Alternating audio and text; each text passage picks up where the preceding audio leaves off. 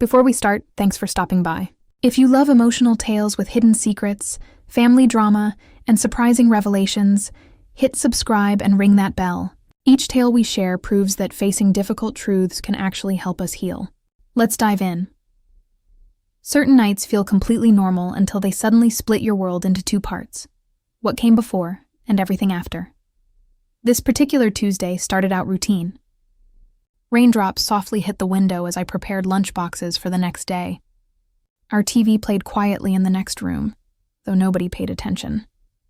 My husband sat finishing some documents at the table, and my 14-year-old son, Noah, had gone straight to his bedroom after eating with just a quick smile and brief goodnight. Everything felt typical. What I didn't realize was that this night would teach me how the people closest to us sometimes carry enormous weight while pretending everything's perfect. I was rinsing our final dish when I caught it. Someone speaking. Initially, I figured Noah was gaming online with buddies through his headset. Kids do that constantly. I grinned and kept cleaning the counters. But then something felt off. Only one voice carried down the hall, Noah's.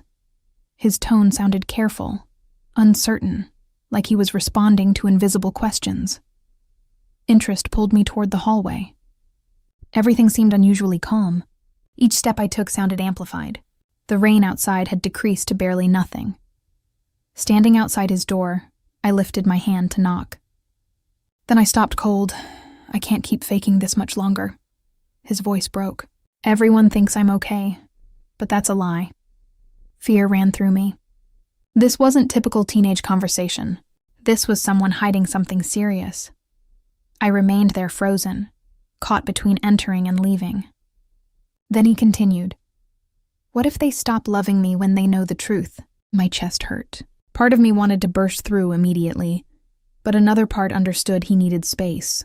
For what felt like forever, I stood paralyzed. Eventually, I knocked lightly. Complete silence followed. Seconds later, the door cracked open slightly. Noah stared at me with surprised, wide eyes. Mom. His tone shifted to calm now, suspiciously calm. The hurt I'd just heard disappeared behind a well-practiced expression. Is everything all right? I asked softly. He nodded fast. Yeah, just thinking out loud. It sounded memorized. Parents eventually learned to spot the difference between real happiness and manufactured versions designed to hide suffering. I made hot cocoa. I fibbed. Want some? His tension eased a bit. Sure, thanks. We settled together on his bed's edge. Warmth rose from our cups between us.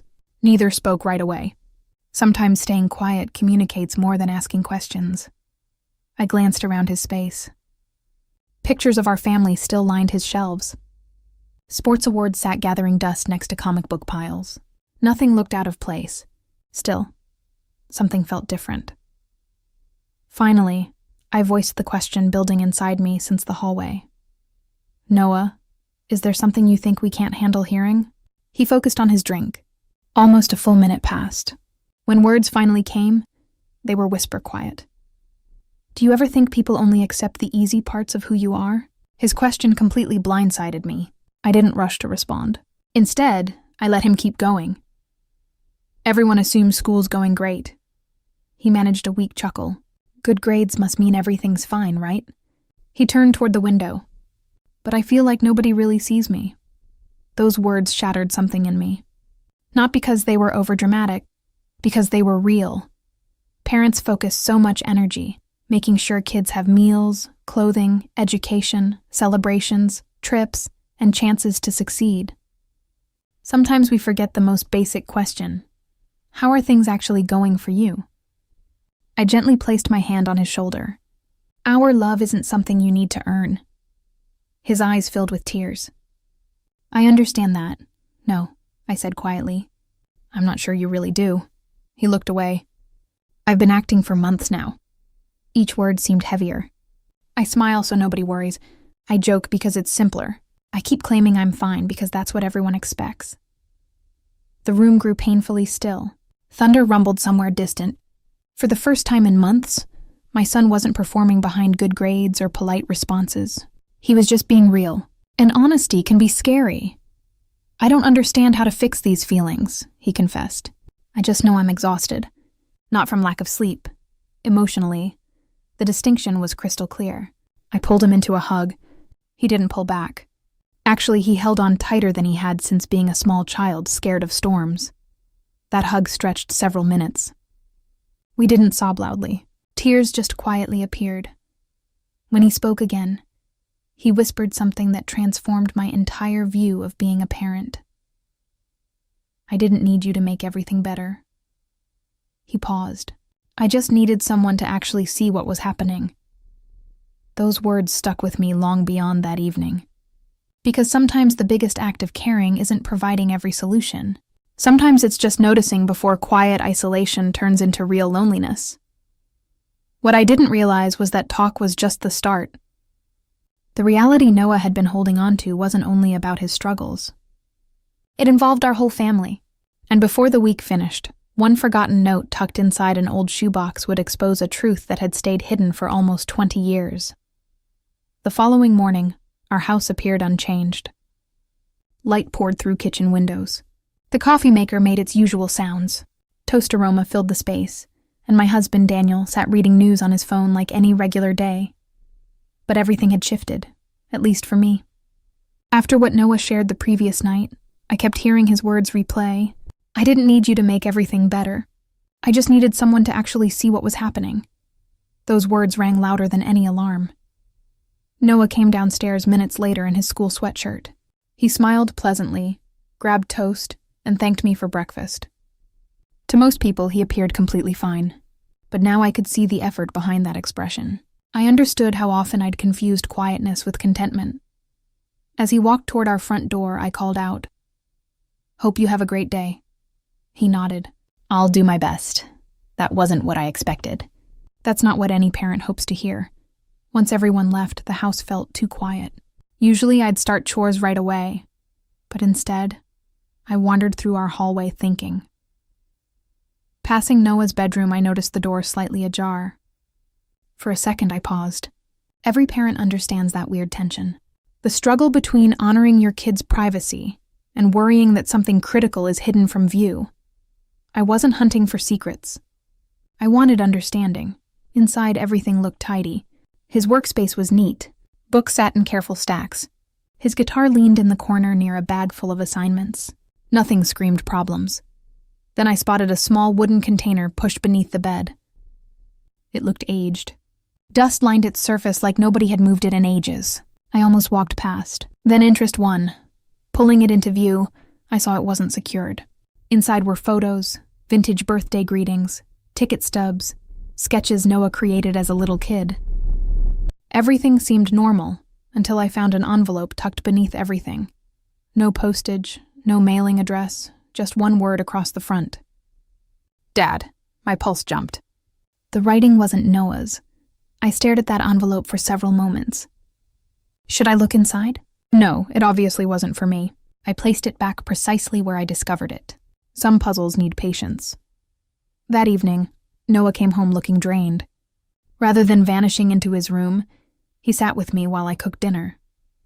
We didn't force conversation. After a while, he spoke. "Mom?" "Yes. Have you ever worried about telling Dad something?" The question caught me off guard. I considered carefully before responding. "Your father cares deeply." I smiled gently, but sometimes he has trouble expressing it the right way. Noah nodded like he'd already thought the same thing. "I don't want him disappointed. In me, he won't be. You can't guarantee that." His answer wasn't upset. It was fearful. Before I could say more, Daniel entered carrying shopping bags. Our conversation ended instantly. Noah put on another smile, another cover, another show. Later that night, after Noah headed upstairs, I shared everything with Daniel, not every single detail, just enough so he'd understand our son was struggling. Daniel listened carefully. When I stopped talking, he leaned back and exhaled. I assumed he was just going through typical teenager stuff. Same here. I've been focused on work so much lately. His voice faded. I completely missed this. Guilt showed in his expression. Not obvious guilt, the subtle kind that settles deep inside a parent. "We have to be there for him," I stated. Daniel agreed.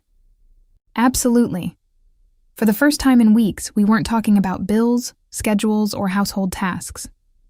We were talking about our family. The following days moved slowly. Noah talked slightly more. He laughed here and there, but something still felt incomplete. It seemed like he'd only shown us the tip of what was really troubling him. Then Friday night came. I was sorting laundry when I heard talking in the garage. Daniel and Noah. They assumed I was out of earshot. I discovered the letter, Noah admitted. Silence. Which letter? Daniel asked carefully. The one Grandpa left before dying. My hands stopped moving. Grandpa. Daniel's father had died nearly 18 years ago. I shouldn't have opened it, Noah went on. But I did. More extended silence. When Daniel finally responded, his voice sounded altered, almost disturbed. You weren't supposed to learn about that yet. I wasn't planning to find it either. I stood completely frozen. Everything told me to leave, but every word drew me nearer. What's it talking about? Noah questioned. Daniel breathed slowly. It means our family has been hiding something for a really long time. My heartbeat sped up. Hiding something? Something nobody had ever mentioned. The garage opened before I could catch more. Daniel stepped in. The instant we made eye contact, I understood. He realized I'd heard enough to know something was seriously wrong. We need to discuss this, he said quietly. Not later. Tonight. I followed him into our living room. Noah came in moments after, still gripping the aged envelope in shaking hands. Daniel looked from me to our son, then back. There are things about our family history I've never shared with either of you. The room went dead silent. I